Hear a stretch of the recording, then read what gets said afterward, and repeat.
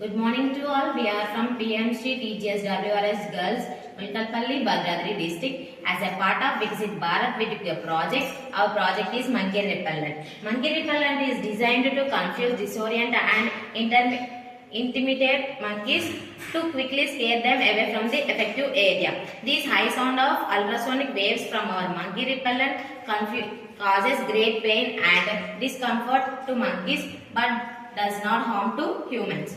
Monkey repellent machine emits high intensity of ultrasonic sound waves, making monkeys uncomfortable and they do not enter into the radiated area. Ultrasonic waves are sound waves with frequencies higher than the upper limit of human beings, that is 20 kHz. Why do we use monkey repellent? We use monkey repellent to prevent monkeys from causing damage and disturbance in residential, commercial and agricultural areas, encouraging them to leave the area without being harmed.